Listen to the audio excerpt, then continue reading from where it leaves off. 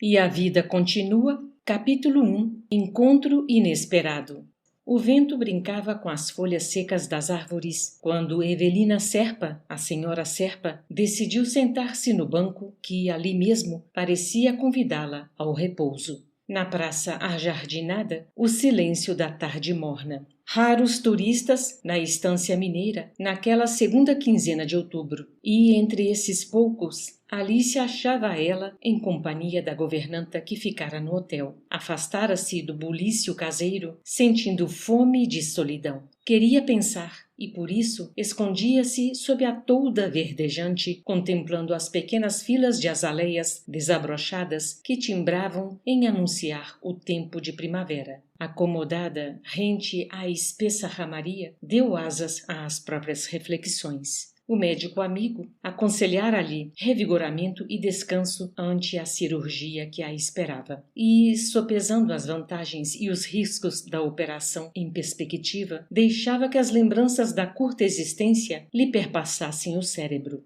Casara-se 6 anos antes. A princípio, tudo fora excursão em caravela dourada sobre correntes azuis. O esposo e a felicidade. No segundo ano, após o enlace, veio a gravidez carinhosamente esperada. No entanto, com a gravidez apareceu a doença. Descobrira-se-lhe o corpo deficitário. Revelaram-se os rins incapazes de qualquer sobrecarga e o coração figurara-se motor ameaçando falhar.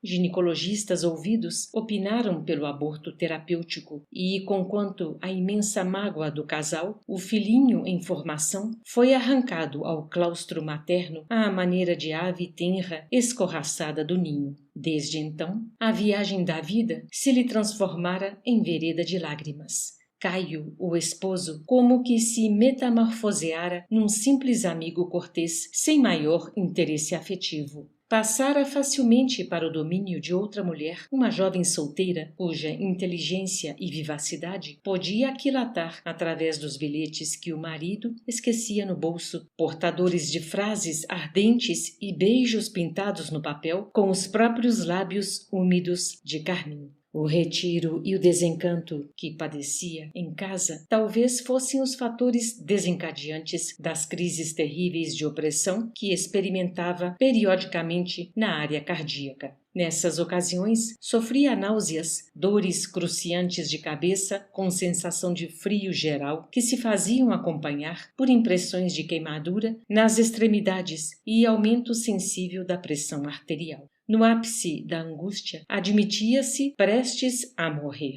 Em seguida, as melhoras, para cair dias depois na mesma condição crisíaca, bastando para isso que os contratempos com o esposo se repetissem. Arruinara-se-lhe a resistência, esvaíam-se-lhe as forças. Por mais de 2 anos, vagueara de consultório a consultório, sondando especialistas. Finalmente, a sentença unânime. Tão somente uma delicada operação cirúrgica viria recuperá-la. No íntimo, algo lhe dizia ao campo intuitivo que o problema orgânico era grave, talvez lhe impusesse a morte. Quem poderia saber? Indagava-se.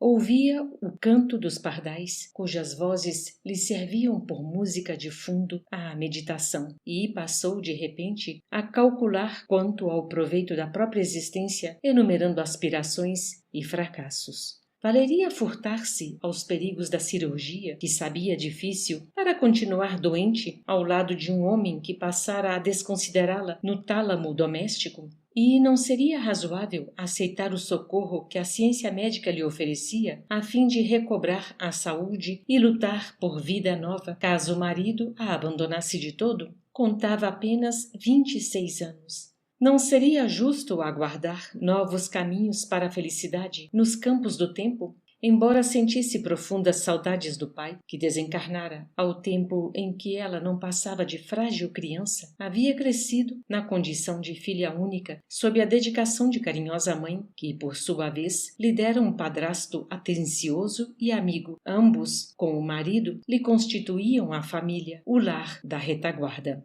Naquela hora, mergulhada nas virações do entardecer, mentalizava os entes queridos, o esposo, a mãezinha e o padrasto distantes, e, de súbito, lembrou o pai morto e o filhinho morto ao nascer. Era religiosa, católica, praticante e mantinha, com respeito à vida além da morte, as ideias que lhe eram infundidas pela fé que a abraçava. Onde estariam seu pai e seu filho? Perguntava-se.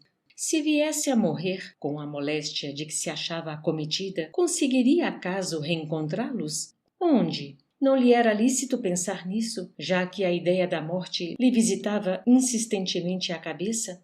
Atirara-se avidamente ao monólogo íntimo quando alguém lhe surgiu à frente, um cavalheiro maduro, cujo sorriso bonachão lhe infundiu para logo simpatia e curiosidade.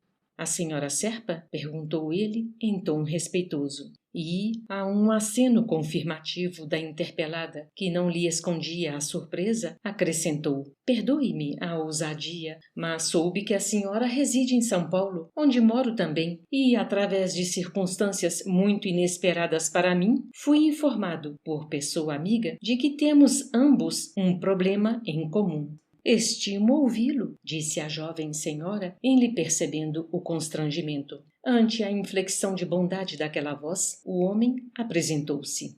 Nada receie, senhora Serpa. Sou Ernesto Fantini, um criado seu. Encantada em conhecê-lo, falou Evelina. Fitando aquela fisionomia enrugada que a doença abatia, acrescentou: sente-se e descanse. Estamos numa praça enorme e, ao que parece, somos agora os únicos interessados no refazimento que ela oferece. Encorajado pela gentileza, acomodou-se Fantini em assento próximo e voltou a expressar-se, avivando o diálogo que a atração mútua passou a presidir. A dona do hotel onde nos achamos fez-se amiga da governanta que lhe acompanha a viagem e vinha saber por ela que a senhora enfrentara também uma cirurgia de caráter difícil. Também? Sim, porque estou nas mesmas condições. Tenho a pressão arterial destrambelhada, o corpo à matroca. Há quase 3 anos ouço os especialistas. Ultimamente, as radiografias me acusam. Tenho um tumor na suprarrenal. Presinto seja coisa grave.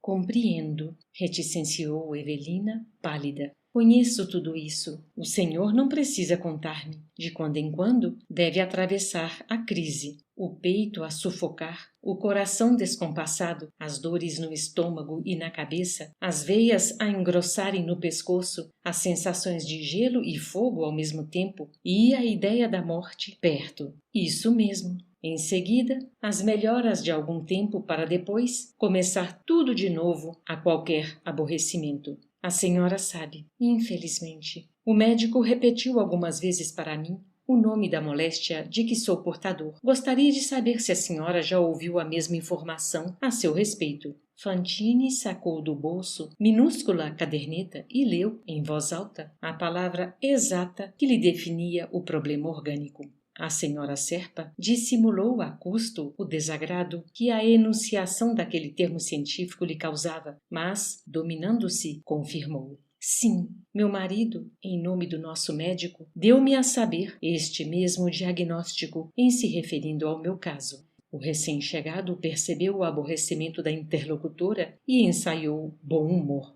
Deixe estar, senhora Serpa, que temos uma doença de nome raro e bonito, o que não impede tenhamos crises frequentes e feias, replicou ela com graça. Fantini contemplou o céu muito azul da tarde, como quem se propunha elevar a palestra no rumo de planos mais altos, e Evelina seguiu-lhe a pausa em silêncio comovido, entremostrando igualmente o propósito de alçar a conversação, sofrimento acima, sedenta de refletir e filosofar.